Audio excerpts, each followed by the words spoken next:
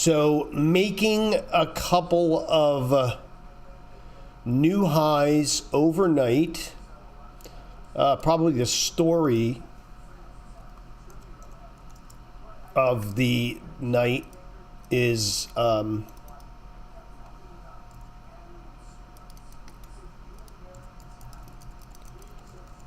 why is my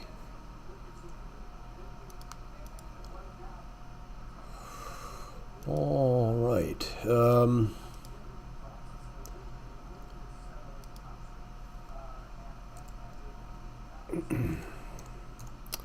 probably the story is Bitcoin made new highs. I think it got up to high as 108,000.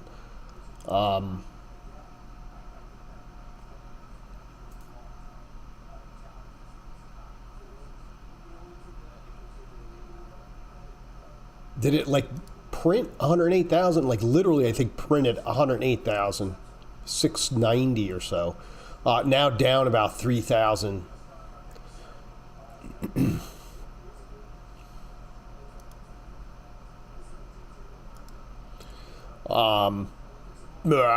Yeah, I mean that's really it, right? It's showing down 1,900. It's actually a little more than that.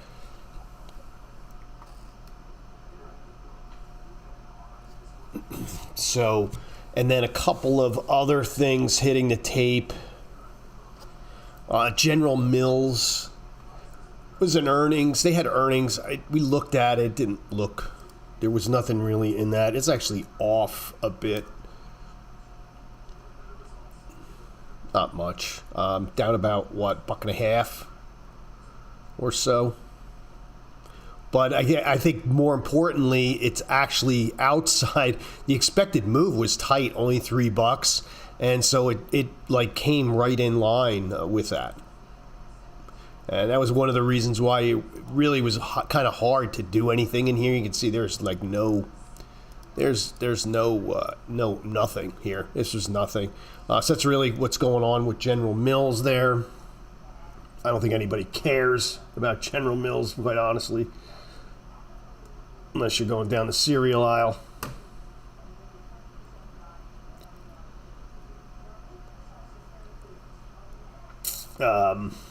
Yeah. Other than that, pretty quiet morning. I see some other things here. VKTX down 5.8% after Merck M&A. Well, I don't know what that is. VK, what is VK? VKTX. I have no idea what it is. Viking Therapeutics. I have no idea what it is. Yeah.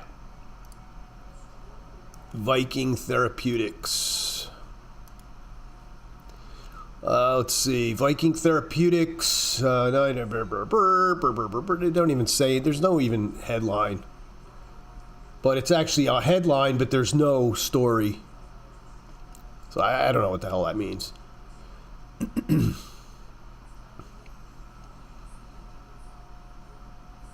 Oklo. What is Oklo? I have no idea what Oklo is. Oklo. What the hell is Oklo? No idea. Oklo Inc. Market movers, December 18th. It's a market mover. Oklo and Switch partnered to deploy 12 gigawatts of advanced nuclear power. Okay, so Oklo, I guess, is in nuclear. Form landmark strategic relationships, deploy 12.1 gigawatts of advanced something. Oklo. I don't even know what they do. Let me say Oklo. Let's go in here under analyze, and let's look what Oklo does. They're in California. Oklo designs and develops fusion power plants to provide reliable and commercial scale energy to customers in the United States. Okay, so that's what Oklo does. I had no idea.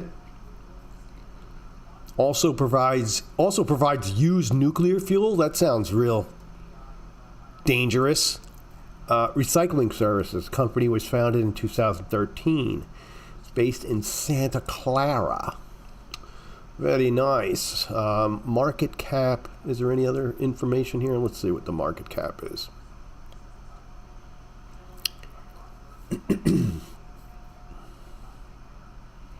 They don't make any money.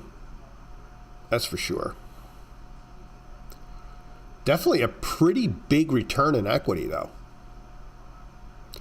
At least last year. Interesting. Very interesting. Market cap is what, 3.7? It's really light. Not a big fall. Oh, no, there it is.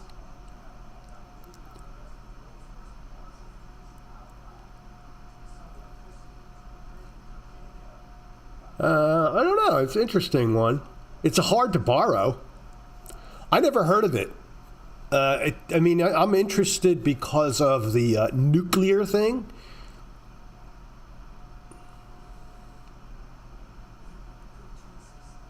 LSEG has an outperform on it. Not that I really give a crap what they have to say. I just find it interesting. Let me see. Let's take a look at the option. Let's see if there's even options. Oklo. Yes, there is. No volatility. What kind of, I wonder what kind of liquidity rating it gets. Let's just take a look. Overview. Liquidity rating isn't bad. It's actually rated 3-star, which is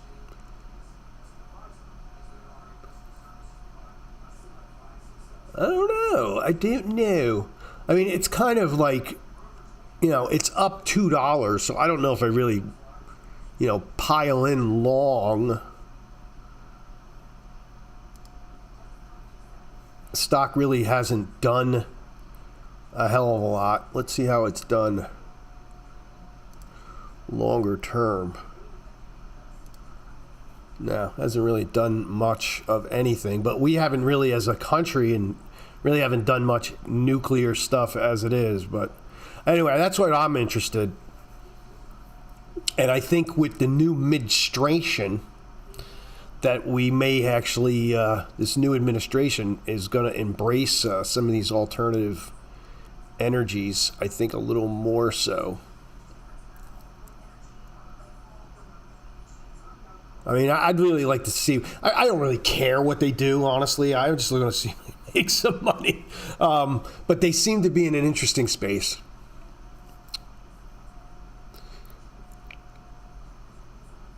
I just don't like the fact that now I feel like I'm late to the ball game. I don't know what I would do in here anyway because there's really no volatility. Let me see what kind of.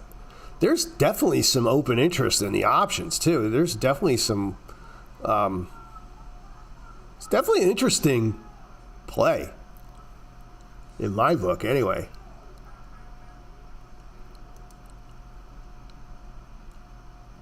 No sign of earnings anytime. Not that they earn any money anyway.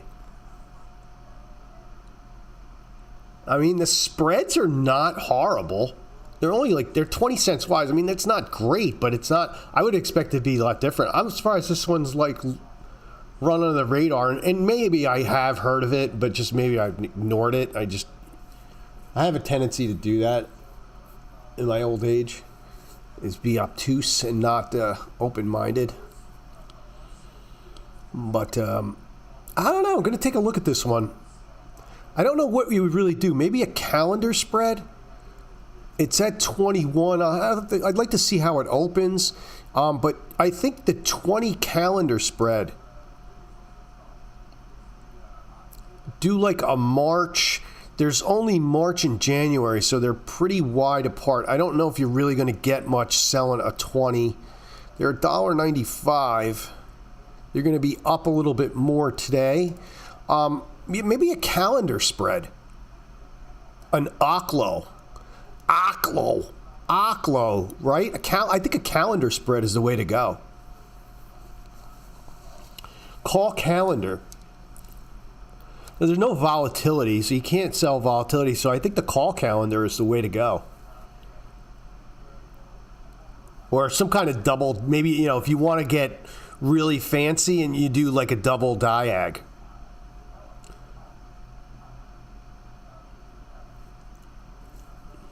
Do a double diagonal or something, but no, I think a calendar spread is the way to go. I'm definitely going to put this on, I think. Just why not? It's only $180. You know, and why not? You know, that's pretty interesting news to me. And whether it's got legs after this, I don't know. I mean, this trade overall, if you look, it's delta neutral. So, you know what I mean? It really doesn't matter where it goes, but so you can kind of take advantage. You can see from the profitability curve, you can pretty much take advantage of no matter which way it goes. And then, you know, it's about adjustments. And the nice thing about it is you can adjust, and if it keeps going up, you know, you roll these. You're already long this one out here, and, you know, you go for it. So anyway, yeah, kind of like it. I kind of like it. I kinds of like it. I likes it. I'm going to take a picture of that one. All right, yeah, that one's good. Aklo, there you go. Expedia, I guess they had earnings. That's a rough stock to trade. It used to be good. Used to be good. Now it blows. It stinks. Yeah, it's up about $5. I'm actually surprised. I haven't looked at this one in a long time. I'm surprised it's $180. Oh my God. For a freaking travel site. Unreal. Priceline, right? There you go. But, wow. So, yeah, get back to the year to date. So, yeah, there's nothing to do here. There was no volatility either. There's just another one hitting the tape. MTCH, no idea what that is. What is MTCH? No idea. Oh, Ollie's. Broker action. What happened with Ollie's? Let's see. I guess somebody upgraded Ollie's. Ollie's was nice about a year and a half ago, 2 years ago, like right at the back end of the great big pandemic lie. And, you know, there was that whole shift of people going from, like, higher-end retail to lower-end retail. But Ollie's looking pretty good, though, on a chart. I know the one by me is always crowded. And I always go in there and I walk around like an idiot for an hour or an hour and a half, and I wind up walking out with something that's less than $10, and I don't even know why I bought it in the first place. And it's usually something I'm like, oh yeah, I need that, and then it's like because it's on sale or whatever, and then I wind up throwing it in the garage somewhere, and then I forget I even have it, and then I wind up buying it like 3 months later at like Home Depot or some other place for twice the amount, and then like, oh shit, I forgot I bought that same dumbass thing at Ollie's. So anyway, that's been my experience with Ollie's, and I kind of do that on a regular basis. But nothing really to do here, but interesting, Ollie's. And that's really all that's on the tape today. I would like to, there are some, let's do earnings, because that's going to be really what I'm going to look at. Nike, I think, comes out after the bell today. Yes. Or tomorrow. I was trying to get in a trade yesterday in Nike. It didn't fill. So I'm kind of using that as maybe an idea that I shouldn't even be doing anything in there. Because I was actually surprised I didn't get filled. And so it just tells me that maybe the liquidity in there is not real good this cycle. So I think I'm just going to pass on doing anything with it, to be quite honest. I mean, that's the only one that really looks interesting. other than Micron, which comes out after the bell today. We'll talk about that one. I already have a position on in this out in February, but I'm going to put a new one on in January. Likely what I'm going to do in Micron, it has had a little bit of a bump lately. It's up another $2 here. You know, technically, right, if you want to be, you know, a little bit of a wink wonk, you know, there is some pretty strong resistance short term around this 114.70. You know, are earnings enough to maybe pop it through there? I don't know if it really makes it today, but, you know, again, who the hell knows?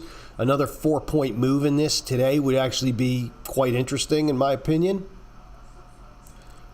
But from a technical standpoint, you know, you do have this short-term resistance here at about 114 or so, you know, wherever the top of these two candles actually meet. It's pretty damn close.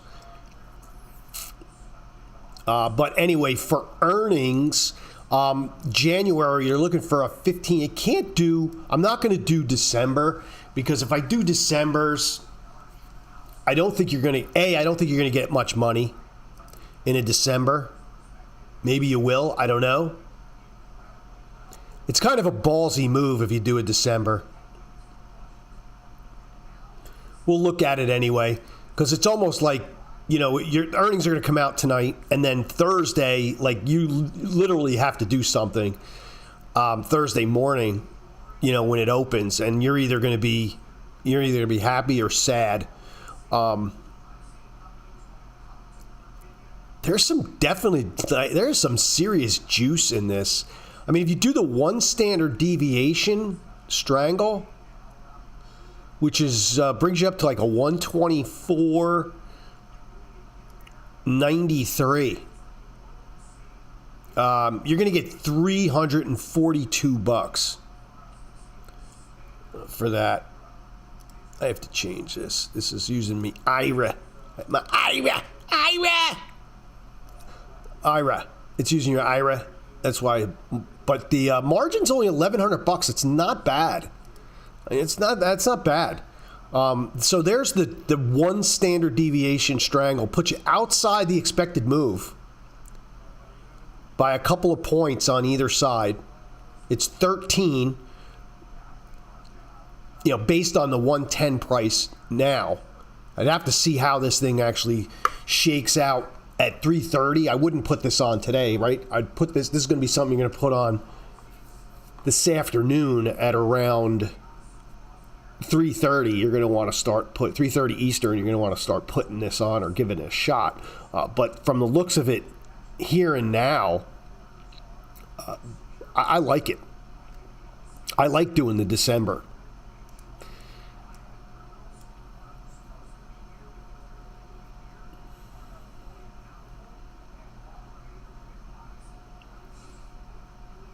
And I would say if you want to get aggressive, I mean, I would even venture to do like a little and then move this up to a 95 and skew it.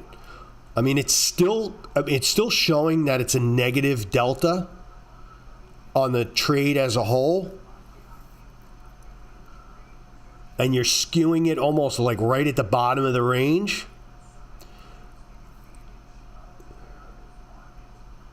But it'll give you a little bit more juice. Probably do it for 365. But the magic number here, folks, for this trade is this number right freaking there.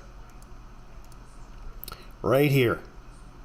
The theta. I mean, you're good because, again, we're at like 3 days from expiry.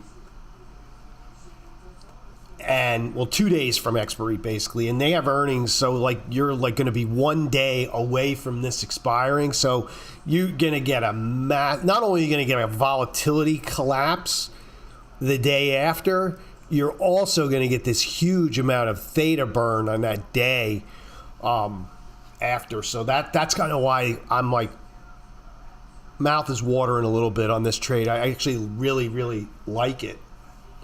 And, you know, I guess the downside is, look, if it goes against you and you get blown up to the downside or to the upside, the only thing you could do is like roll out, but you just roll out to January, or if you want, just roll to February, even if you want to give yourself a little bit more time. So you got some flexibility in this. And Micron's liquid anyway, so I don't think you're going to have a problem getting filled. So that is kind of the trade of the day there. And there's a couple of ways you can slice it too, right, folks? So if you want to, if you don't have that buying power, just come in and cover it. So you do a 125, 130 on the put side, and then at a 95, right, you're going to come in and buy the 90. You're not going to get that great premium as you did in the strangle, but you're only going to use $300 worth of buying power, and you're actually sucking in a decent amount of premium here, $1, and you're still at a probability of profit of 73%, and your theta is 51. So this has a lot of legs. So either one of those to me is like a good play on this one in December. And, don't panic. I know a lot of people are like, oh my God, it's only 2 days to expect. It's like, don't panic. I mean, it's not the end of the world. Nothing's going to, the world's not going to end if you get breached on one side or the other. I mean, the only thing that's going to happen is you may have to, you may just have to roll it. And you're not going to have a problem rolling this. Micron's really liquid. So, there's an escape hatch on this if it goes against you. So, no big deal. And they're giving you a lot of juice on this one. So anyway, that would be one way to slice that. Would be the strangle or the iron condor, either one. Again, you're gonna have to make adjustments based on where it's at, because right now it's up $2. I don't know if it stays up. Maybe it goes down lower. Into earnings today, maybe the market kind of like slugs off near the end of the day. Who knows? But there's two trades in Micron. You got the strangle, you got the iron condor, which I could probably do, which I might even do both. I might do the strangle in my trading account, and then I think I am going to do that. I'm going to do the iron condor in my IRA, because a lot of times you can't do uncovered options in an IRA unless you have an exorbitant amount of money, and I don't have an exorbitant amount of money in there, so I'm only able to do covered stuff. So you can do that. And another way I'm thinking of doing this as well would be with the put ratio.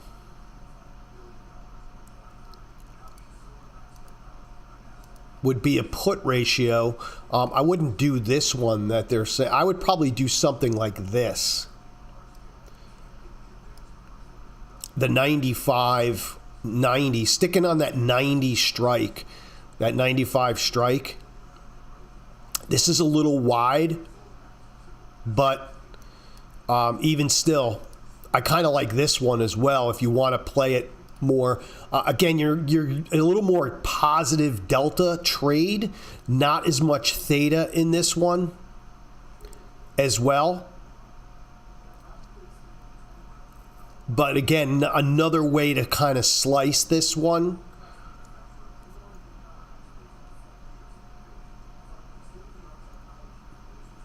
Now, you know what? Now that I look at it, I looked at this one last night and it looked like it made sense, but now I'm looking at it now and I don't like it. I don't like it. The ratio just doesn't work with no time. Now that I think about it, if you're going to do a ratio, like let's say you did the ratio and you did it for January, right? I just bumped the duration out to January. If you do it in January, it makes more sense. And I think that's the one I was looking at. That was the one I was looking at, was in January. But if you do the one in December, it doesn't make any sense. It doesn't make any sense. So scratch that. I'm not even going to scratch that. Nah, I don't like it. No, I don't like that. Yeah, so that's really it. It's the strangle or the or the Iron Condor in Micron. I don't really think you can do much of anything else. I mean, unless you want to just buy calls, which I think is foolish if you buy anything, right? Because if you're buying anything with the volatility this high, and if you look at Micron on the chart, the volatility is actually, peaking out where it actually usually peaks out. And then usually what happens after volatility peaks out, it crashes and goes down. So I don't think you really want to be in long in options on that, because you're just going to, especially into earnings.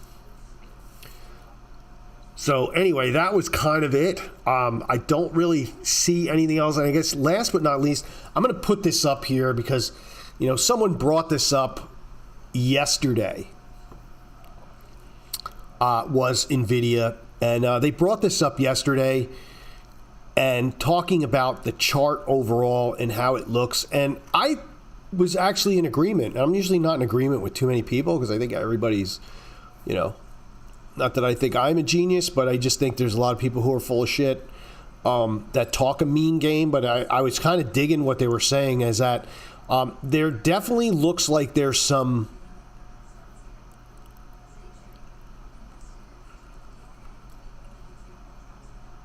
support down here for a possible turnaround in NVIDIA, because it hasn't looked, let's face it just hasn't looked good. I mean, look, it's been a great ride on the way up, but if we look at this even short term, let's take this and we'll do the 1 hour.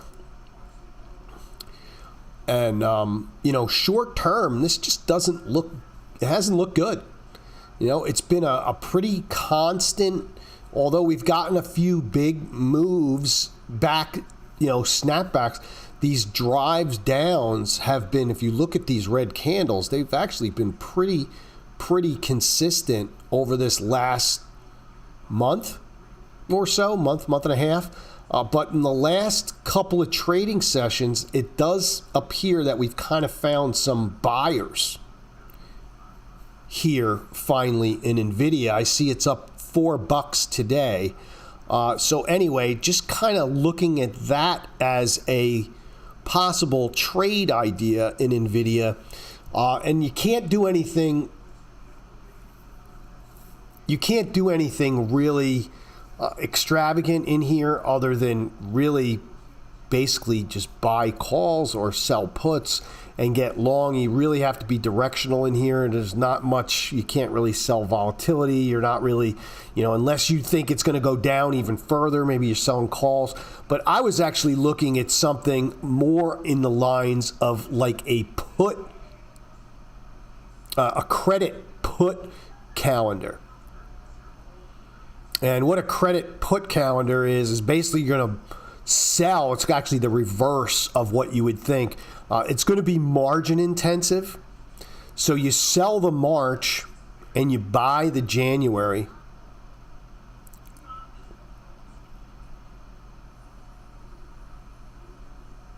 And that's what I was kind of contemplating doing.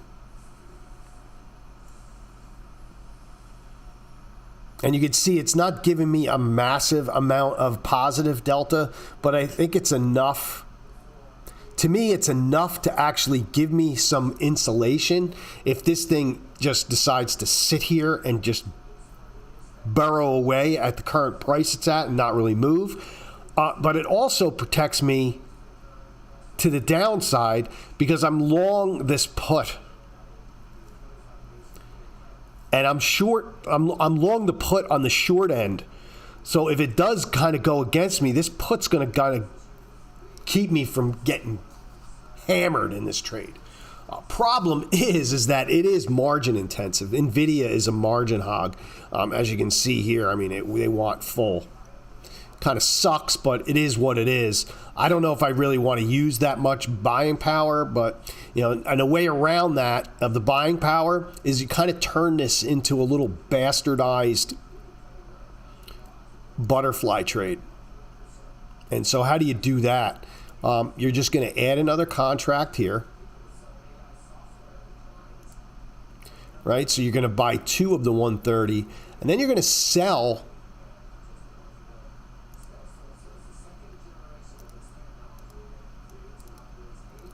Oh, there it was. Okay. And then you're going to sell like a 140. Oops. Clear. Wait a minute. Let me start all over. Wait a minute. This is getting messed up here. So anyway, start over again. I love this stuff. All right. So anyway, we're going to sell the 130 put. Right? Now, because the margin is so high, you're going to buy the 125. There it is. All right. So you're basically going to do that put spread. Then you're going to couple it with buying, because you're bringing in a $227 credit. Then you're going to go and buy the January 130. And you're going to have to do it for, it's going to wind up being a debit.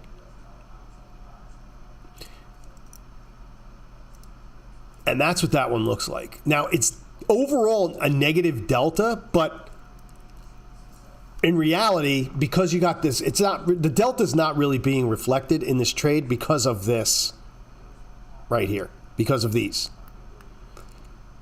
It's really a neutral trade. And when you're trying to take advantage, and you see the buying power reduced by literally a ton. And what you're trying to accomplish in this trade, as crazy as it looks, is you're basically trying to give yourself the potential for upside long term, right? Because we want this premium in this put to kind of erode, but we're kind of protecting ourselves on the short end. If it decides to go against this, we have these puts that will actually go up in value that we can eventually roll forward if they go if it goes down, we can roll these for a profit to a new expiration and still maintaining our short put. All right, it's kind of a weird trade, and the statistics don't really line up under here.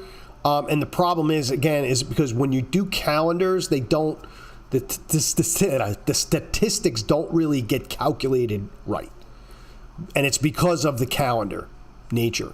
So anyway, there's kind of a weird trade to do in NVIDIA. Again, I like the short put spread better, even though there's not volatility. I like the short put calendar. But there's a way to do it if you don't have the margin. Kind of a creepy trade. But hey, look, and if you really don't want to do anything extravagant, just do a calendar spread. Do like the 130 calendar spread, call calendar. I always try to get a little fancy sometimes with these, but the reality is you could just do a call calendar. So you would sell the January, buy the February, buy the February. And just do a simple call calendar. All right, pretty neutral trade, but again, it gives you some potential for upside and also protects you on the downside. Right?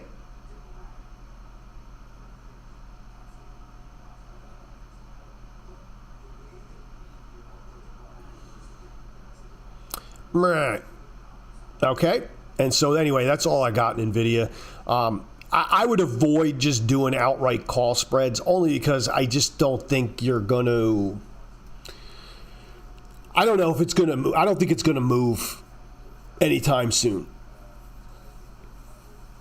It does look like it's stalled a little bit, but I don't think it's really going to go down. I just think there's going to be some lead time in when this thing does eventually kind of pop back up again. So anyway... kind of beat that horse. Boy, that was a painful operation, wasn't it? Oh my God. I think I would have turned the channel on me listening to that bullshit. But, that's how it works sometimes, folks. I try to be a witch doctor a lot of times with these trades because, I don't want to just sometimes I want to do some creative stuff. I don't want to just do, let's buy call, let's sell put. It gets boring, man. You want to do something different every once in a while. At least I do. I like to do different stuff. See if it works.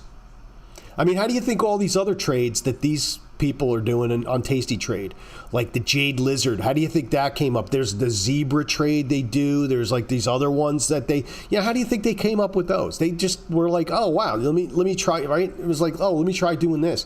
Oh, this worked, and then there you have it. So, that's it. That's all I got. I'm running out of gas. I think there's some, right, we got a whole bunch of stuff on the docket today, if I'm not mistaken, right? All the, you know, all the news and all the other BS that probably won't impact, that'll make everything go crazy for about 15 or 20 minutes, but then everything will come back in line again. But that's all I got. Again, with the Micron, you want to do those trades sometime today around 3:30. And that's it. So have a good one, and I will be back tomorrow. I hope I didn't drive everybody crazy with that last NVIDIA mumbo jumbo, but hey, you know, sometimes being inside the inner workings of what's going on in this head is pretty dangerous, man. It's pretty dangerous. You know, that Gen X mindset, man. You know, we're half crazy and half genius. So anyway, be good and have a good day.